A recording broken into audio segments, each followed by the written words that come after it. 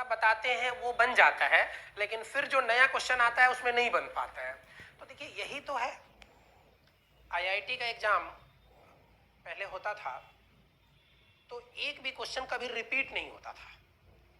अभी इधर के ट्रेंड में कुछ एक आध क्वेश्चन रिपीट होने लगे हैं।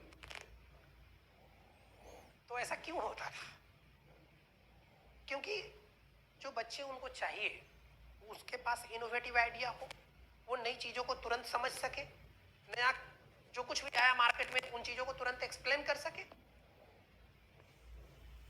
तो जब कभी भी कुछ भी नया मिले तो उसको तभी आप एक्सप्लेन कर पाइएगा, तभी आप समझ पाइएगा जब उस पर आपका कमांड अच्छा हो, आप उन चीजों को अच्छे से समझ सके, उन लैंग्वेज को अच्छे से समझ सके। मैथमेटिक्स क्या है? लैंग्वेज है कंप्लीट। बचपन के दिनों में हम लोग सीखे थे ट्रांसलेट इंग्लिश इनटू हिंदी, और फिर सीखे थे ट्रांसलेट हिंदी इनटू इंग्लिश। आज के डेट में यही सीखना है कि translate English into mathematics, translate Hindi into mathematics. अगर आप इतना काम करना समझ गए तो देखिए बड़ी आसान हो जाए मैथमेटिक्स।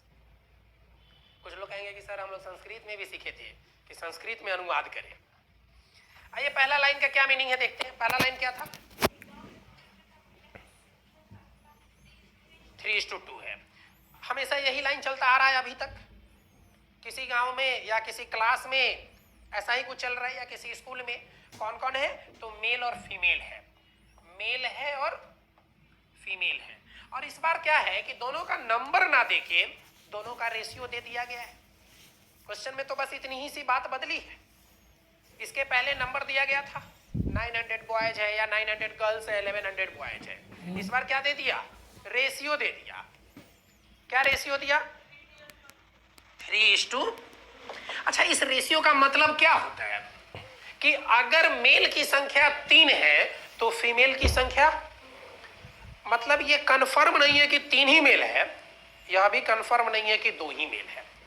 हो सकता है कि 6 मेल अगर इधर हो तो 4 फीमेल हो सकता है अगर इधर 9 हो तो इधर 9 हो तो इधर 6 हो, इधर 30 हो तो इधर 20 हो, इधर 30 हो तो इधर 20। इधर एक 0 बढ़ाएंगे तो इधर भी 0 बढ़ाना ना पड़ेगा। यही तो रेशियो का रूल है। और ये सभी लोग जानते हैं कि रेशियो के एक टर्म को आप जितना से मल्टीप्लाई कीजिएगा दूसरे टर्म को भी उतने ही से मल्टीप्लाई करना पड़ेगा, या रेशियो के फर्स्ट टर्म को आप जितने से डिवाइड करेंगे दूसरे टर्म को भी उतने ही से डिवाइड करना पड़ेगा। सब लोग समझ रहे हैं इतनी बात हो?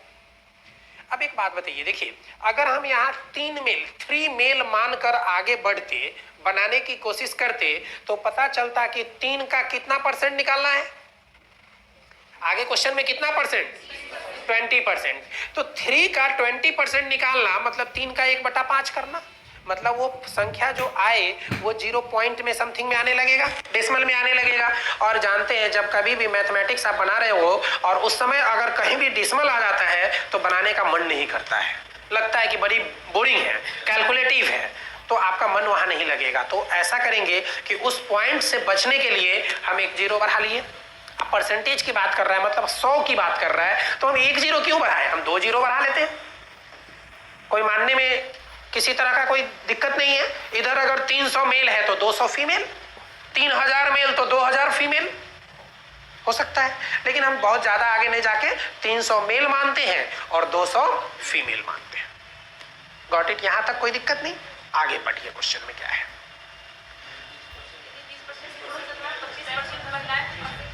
अशिक्षित है, इलिटरेट है। अब हम बात करते हैं इलिटरेट की।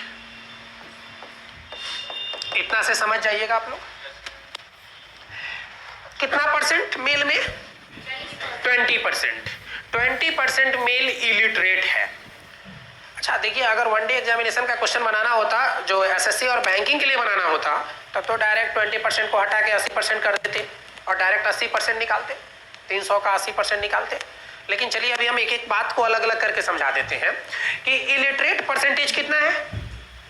20%। तो इसी 300 का ना 20%, 10% होता तो 30, 20% होता तो 60, तो इलिटरेट कितना हो गया? 60। बोलिए समझे कि नहीं समझे? इसी तरह इलिटरेट फीमेल कितना परसेंट दिया है क्वेश्चन में? कितना? 25%। 25% का मतलब क्या होता है? 1/4। 1/4 का मतलब 200 के आधा का आधा, 200 का आधा हुआ 100 और 100 का आधा हुआ 50। तो 200 में यहाँ पे यहाँ हो गया 50 क्या, ये दोनों इलिटरेट पॉपुलेशन हो गया। अच्छा, अभी तक आप देख रहे हैं कि 300 में 60 इलिटरेट हैं, तो लिटरेट की संख्या कितनी होगी? लिटरेट की संख्या कितनी होगी? तो इसी 390 कैसे, टोटल 300 है, इसमें से 60 घटा देंगे, जो बचेगा वही ना लिटरेट है, 240।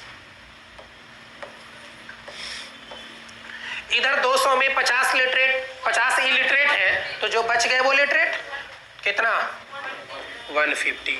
टोटल लिटरेट की संख्या कितनी हो गई? तो 240 प्लस 150 कितना होता है, 390। अब आपसे यही तो पूछा था क्वेश्चन में। अब एक बात बताइए कि किसी शहर में यदि मेल की संख्या 300 है और उसी शहर में फीमेल की संख्या 200 है, तो उस शहर में टोटल पॉपुलेशन कितने की होगी? टोटल पॉपुलेशन कितने की होगी?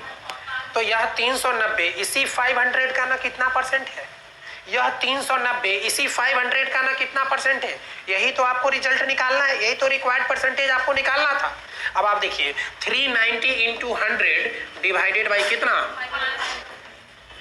00 से 00 कैंसिल हो जाएगा, 5 से 5 सत्ते 35 बचा 4 40 5 अट्ठे 40, कितना हुआ आंसर, 78%।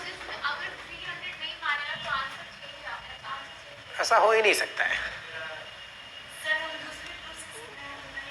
किसी भी प्रोसेस से बनाइए। आप हमको बोलिए मैं 3000 लेके बना दूं, मैं 3 लाख लेके बना दूं, मैं 3 लेकर बना दूं, ठीक है, मैं उस प्रोसेस से बना देता हूं। आप अभी पहले नोट कीजिए, फिर बताता हूं आपको। मैथमेटिक्स गोल है, जहां से चलेंगे वहीं पहुंचेंगे, और इसमें नंबर भी इसीलिए गोल गोल आता है, ठीक है। तो मैथमेटिक्स के सारे प्रोसेस बिल्कुल सेम है। अगर आप किसी भी प्रोसेस से बनाइए, आंसर गलत नहीं आएगा, एक क्वेश्चन का आंसर वही आएगा जो इस तरीके से आया। किसी भी तरीके से बनाइए तो आंसर यही आएगा। कहीं ना कहीं कैलकुलेशन में गलती है, कहीं ना कहीं आपके प्रोसेस में गलती है, तभी दिक्कत है।